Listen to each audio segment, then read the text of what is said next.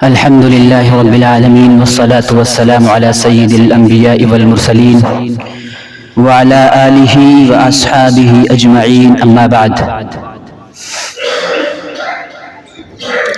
قال الله تبارك وتعالى: أعوذ بالله من الشيطان الرجيم، بسم الله الرحمن الرحيم. قد أفلح من تزكى وذكر اسم ربه فصلى. عن أبي هريرة رضي الله تعالى عنه قال: سمعت رسول الله صلى الله عليه وسلم: إن أول ما يحاسب به العبد يوم القيامة من عمله صلاته، فإن صلحت فقد أفلح وأنجح، وإن فسدت فقد خاب وخسر، أو كما قال عليه الصلاة والسلام. اللهم صل على سيدنا محمد وعلى آل سيدنا محمد وبارك وسلم. محترم بزرگوں اور دوستوں اور نوجوان ساتھیوں، سب سے پہلے تو تعریف ہے اس خالق کائنات کی، اس خالق ارض و سما کی جس نے اس دنیا کو، اس کائنات کو بنایا اور سجایا. اور درود و سلام ہو ہم سب کے آقا و مولا فخر دو عالم سرور کائنات محمد عربی صلی اللہ علیہ وسلم پر.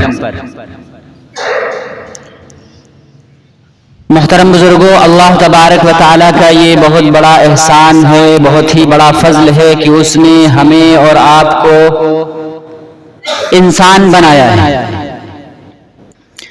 یہ جتنی چیزیں آج ہم دیکھتے ہیں دنیا کے اندر، زمین، آسمان، چاند، سورج، پہاڑ، چرند پرند، حیوانات، نباتات، یہ ساری کی ساری چیزیں اللہ تبارک و تعالیٰ کی مخلوق ہیں. تو اللہ تبارک و تعالیٰ نے یہ سب چیزیں نہ بنا کر کے ہم کو انسان بنایا ہے، اور پھر یہ احسان کیا کہ انسان بنانے کے ساتھ ساتھ جو اللہ کے خزانے میں سب سے قیمتی چیز تھی ایمان، ایمان کی دولت سے ہمیں نوازا ہے. ایمان سے بڑی دولت اللہ کے خزانے میں نہیں ہے. تو یہ ایمان اللہ تبارک و تعالیٰ نے ہمیں عطا فرمایا. اور ایک احسان یہ بھی کیا کہ اللہ تبارک و تعالیٰ نے ہمیں اور آپ کو نبی اکرم صلی اللہ علیہ وسلم کی امت میں پیدا فرمایا.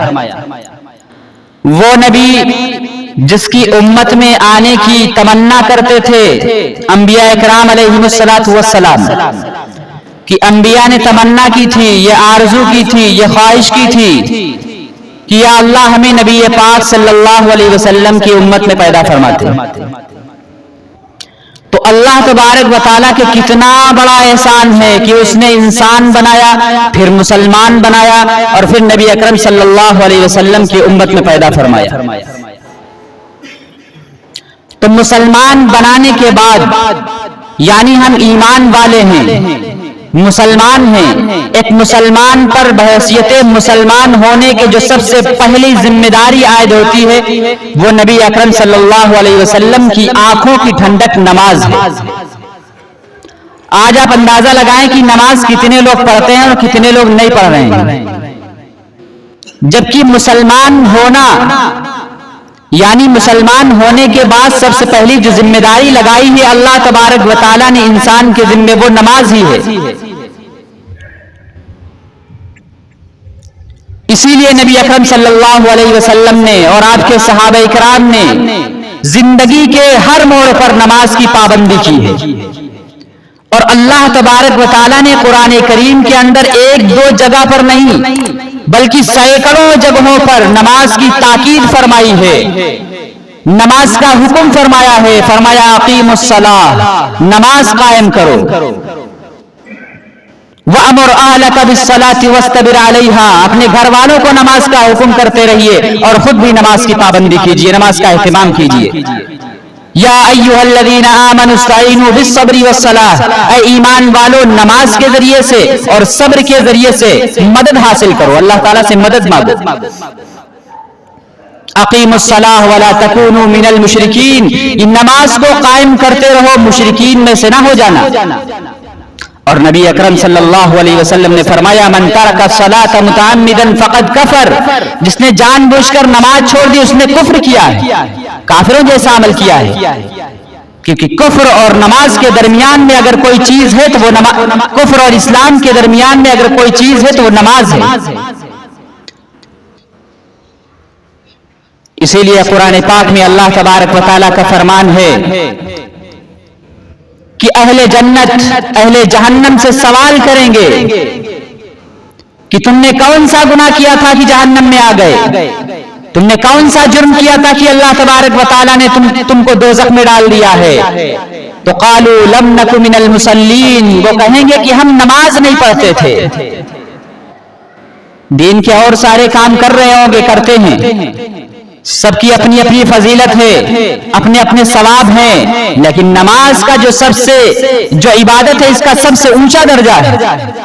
تو وہ کہیں گے قالوا لم نک من المصلین، ہم نماز نہیں پڑھا کرتے تھے، اسی لیے اللہ تعالیٰ نے ہم کو جہنم میں ڈال دیا۔ تو جو میں نے آیتیں پڑھی ہیں اور نبی اکرم صلی اللہ علیہ وسلم کا فرمان مبارک پڑھا، اس سے اندازہ لگائیے کہ نماز کی کتنی اہمیت ہے، نماز کی کتنی فضیلت ہے۔ آج ہم غور کریں کہ پورے گھر نماز سے خالی ہیں، پورا محلہ پوری بستی میں کتنے لوگ ہیں، اندازہ لگائیے، سروے کیجئے۔ اگر آپ سروے کریں گے، اندازہ لگائیں گے تو 1% بھی نمازی نہیں ہے، 1% بھی نمازی نہیں ہے۔ چند لوگ ہیں جو نماز پڑھنے آتے ہیں، جبکہ اللہ تبارک و تعالیٰ کا حکم ہے اور نبی اکرم صلی اللہ علیہ وسلم کا حکم ہے کہ اللہ تعالیٰ نے 5 نمازیں فرض کی ہیں اور 5 نمازوں میں ہمیں حاضر رہنا ہے، چاہے ہم گھر میں ہو، چاہے ہم سفر میں ہو، چاہے ہم حضر میں ہو، چاہے دکان پر ہو، چاہے کاروبار میں ہو، ہم کو نماز قضا نہیں کرنی ہے، ہم کو نماز پڑھنی ہے، ہم کو نماز کی پابندی کرنی ہے۔ کیونکہ میں نے خطبے کے اندر ابھی ایک حدیث شریف پڑھی تھی جو حضرت ابو ہریرہ رضی اللہ تعالیٰ عنہ سے مروی ہے، فرماتے ہیں کہ رسول اللہ صلی اللہ علیہ وسلم نے فرمایا کہ بندے سے قیامت کے دن جو سب سے پہلے سوال کیا جائے گا، جس چیز کے متعلق سوال ہوگا وہ نماز ہے، جس کی نماز ٹھیک نکلی فقد افلح، وہ کامیاب ہو گیا، وہ فلاح پا گیا، اور جس کی نماز ٹھیک نہیں نکلی، یا تو نماز پڑھتا ہی نہیں تھا، یا نماز کے اندر اخلاص نہیں تھا، نماز کے اندر گڑبڑی تھی، تو خواب اور خسرہ، وہ ناکام رہا، نامراد ہو گیا۔ تو میدان محشر میں جو سوال ہوگا سب سے پہلے وہ نماز ہی کے تعلق سے ہوگا۔ اس لیے ہمیں چاہیے کہ ہم نماز پڑھیں، وَأْمُرْ أَهْلَكَ بِالصَّلَاةِ وَاسْتَبِرْ عَلَيْهَا، نماز خود بھی پڑھیں، نماز کی خود بھی پابندی کریں، اپنے گھر والوں کو نماز کا حکم کرتے رہیں۔ اگر ہم یہ سمجھتے رہے کہ ہم نماز پڑھ رہے ہیں کامیاب ہو گئے، اگر ہم یہ سمجھتے رہے کہ ہم تو اللہ کی عبادت کر رہے ہیں ہم کامیاب ہو گئے، تو آپ کا یہ وہم ہے، یہ آپ کا گمان ہے۔ اللہ تبارک و تعالیٰ کے اس کا بھی سوال ہوگا، اس کی بھی پوچھ گچھ ہوگی کہ تم نے گھر والوں کو حکم دیا تھا کہ نہیں دیا تھا؟ آپ گھر کے مالک ہیں، ان کو حکم کریے۔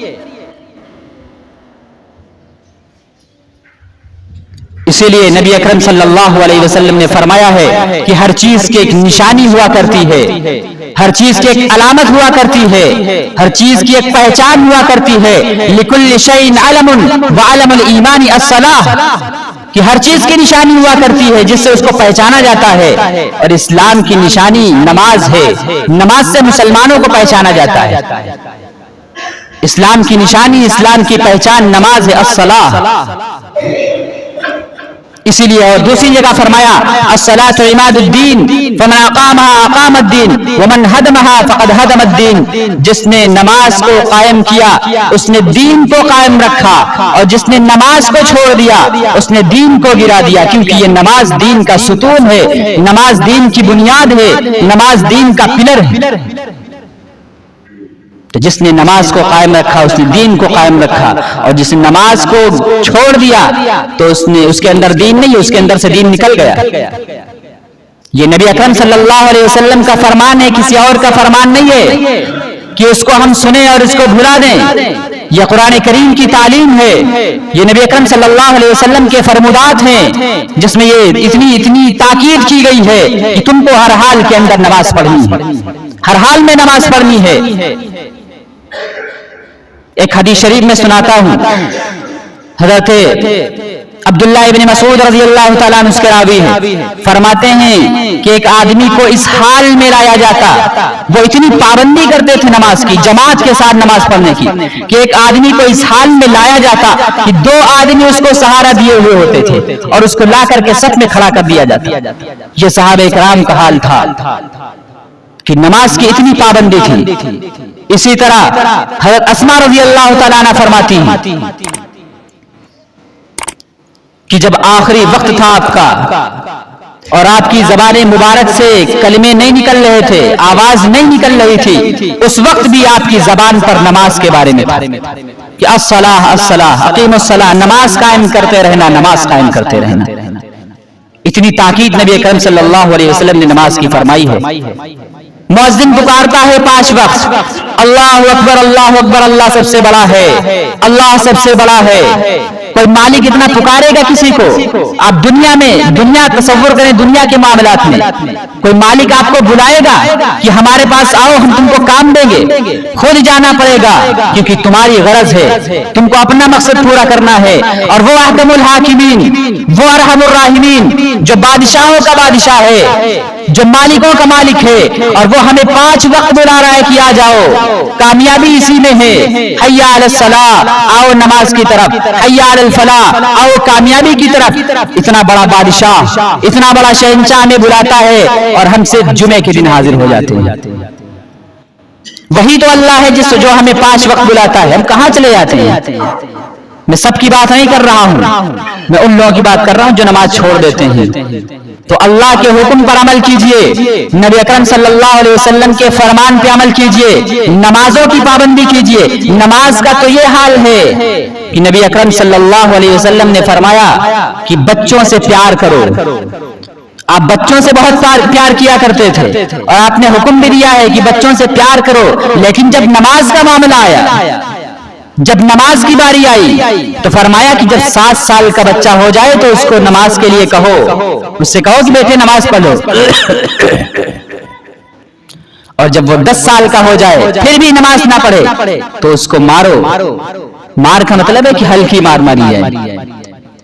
تو نبی اکرم صلی اللہ علیہ وسلم نے بچے کے لیے حکم فرمایا کہ 7 سال پہ اس کو کہو، اور جب 10 سال کا ہو جائے وہ نہ پڑھے تو اس کو مارو۔ یہ نماز کا معاملہ ہے۔ اور ہم کیا کرتے ہیں اپنے بچوں کے ساتھ میں اور چیزوں کے بارے میں تو بتاتے ہیں اسے کہ بیٹا یہ کر لو، بیٹا یہ کر لو، بیٹا یہ کر لو، یہ تمہارے آگے چل کے کام آئے گا، لیکن نماز کے بارے میں ہم کبھی اپنے بچوں کو نہیں کہتے۔ اور جب وہ بچے بڑے ہو جاتے ہیں پھر اپنے باپ کا، اپنے والد کا کہا نہیں مانتے ہیں، پھر ان سے پوچھا جائے کہ تمہارے گھر میں کون کون نماز پڑھتا ہے؟ آپ تو ماشاءاللہ پڑھ رہے ہیں، تو بچہ ہمارا کہنے ہی نہیں مانتا۔ کہنا کہاں سے مانے گا جب آپ نے شروع سے اس کی عادت نہیں ڈلوائی؟ اگر ہم شروع سے عادت ڈلوائیں، نبی صلی اللہ علیہ وسلم کی کچھ حدیثیں ان کو سنائیں، گھروں میں تعلیم کریں، تب ان بچوں کو پتا ہوگا کہ اسلام کیا ہے، تب ان بچوں کو معلوم ہوگا کہ اسلام کیا کہتا ہے، اور نماز بھی کوئی چیز ہے اسلام کے اندر۔ تو ہم بچوں کو شروع سے تو سکھاتے نہیں ہیں، جب وہ بچے بڑے ہو جاتے ہیں پھر اپنے والد کی نافرمانی کرتے ہیں تو باپ کے پاس اس کے سوا کوئی اور جملہ نہیں ہوتا ہے کہ وہ ہمارا کہا نہیں مانتے۔ تو ہمیں چاہیے کہ ہم خود بھی نماز کی پابندی کریں اور اپنے بچوں کو، اپنے گھر والوں کو بھی حکم کریں کہ وہ نماز پڑھیں۔ نماز کی فضیلت کی ایک یہ بھی حدیث ہے، نبی اکرم صلی اللہ علیہ وسلم نے مثالوں کے ذریعے سے ہمیں بتا دیا ہے تاکہ خوب اچھی طرح تمہارے سمجھ میں آ جائے۔ فرمایا، ابو ہریرہ رضی اللہ تعالیٰ عنہ راوی ہیں، فرماتے ہیں کہ نبی صلی اللہ علیہ وسلم نے مجھ سے فرمایا کہ اگر کسی کے مکان کے باہر، کسی گھر کے باہر ایک نہر جاری ہو اور اس میں وہ 5 دفعہ غسل کرتا ہو، نہاتا ہو، تو کیا اس کے جسم پہ کوئی میل باقی رہے گا؟ ابو ہریرہ رضی اللہ تعالیٰ عنہ فرماتے نہیں باقی رہے گا۔ فرمایا کہ یہی حال نمازوں کا ہے کہ اگر وہ اخلاص کے ساتھ، دل کے یقین کے ساتھ نماز پڑھتا ہے تو اللہ تبارک و تعالیٰ اس کے گناہوں کو مٹا دیتے ہیں۔ اسی طرح ایک حدیث میں فرمایا جس کے راوی حضرت ابو ذر رضی اللہ تعالیٰ عنہ ہیں، فرماتے ہیں کہ نبی صلی اللہ علیہ وسلم سردیوں کے موسم میں باہر نکلے، درختوں سے پتے گر رہے تھے، آپ نے ایک ٹہنی پکڑی اور ہلائی سو تھوڑا سا، وہ پتے اور زیادہ گرنے لگے۔ ابو ذر رضی اللہ تعالیٰ نے فرمایا کہ ابو ذر، جو شخص 5 وقت کی نماز پڑھتا ہے تو اس کے گناہ ایسے ہی جھڑتے ہیں جیسے کہ یہ پتے گر رہے ہیں، اور جو شخص نماز پڑھتا ہے تو میدان محشر میں، میدان قیامت میں یہ نماز اس کے لیے روشنی ہوگی، یہ راستہ دکھائے گی جنت کا۔ اور جو شخص نماز کی پابندی کرے گا تو یہ حساب کے وقت دلیل ہوگی، حجت ہوگی کہ میں دلیل ہوں، میں حجت ہوں اس کی کامیابی کی، یہ نجات کا ذریعہ ہوگی۔ اور جو شخص نماز نہیں پڑھے گا تو اس کا حشر فرعون کے ساتھ ہوگا، حامان کے ساتھ ہوگا، ابی ابن خلف کے ساتھ ہوگا، اور ہم میں سے یہ کوئی نہیں چاہتا ہے کہ اس کا حشر فرعون کے ساتھ ہو، اس کا حشر اس کے وزیر حامان کے ساتھ ہو، اس کا حشر دشمن اسلام کا سب سے بڑا دشمن ابی ابن خلف کے ساتھ ہو۔ کوئی نہیں چاہتا، ہم میں سے ہر شخص چاہتا ہے کہ اس کا حشر انبیاء کے ساتھ ہو، اس کا حشر شہداء کے ساتھ ہو، اس کا حشر صدیقین اور صالحین کے ساتھ ہو۔ تو اگر ہم چاہتے ہیں کہ ہمارا حشر انبیاء کے ساتھ ہو، متقین کے ساتھ ہو، اور جنت میں ہم پہنچ جائیں، میدان محشر کی سختیوں سے محفوظ رہیں، تو ہمیں چاہیے کہ ہم نمازوں کی پابندی کریں، جو اسلام میں مسلمان ہونے کے بعد سب سے پہلا اور سب سے اونچا درجہ نماز کا ہے۔ تو ہم نماز کی پابندی کریں، خود بھی نماز پڑھیں، اپنے بچوں کو، اپنے گھر والوں کو نماز کا حکم کریں۔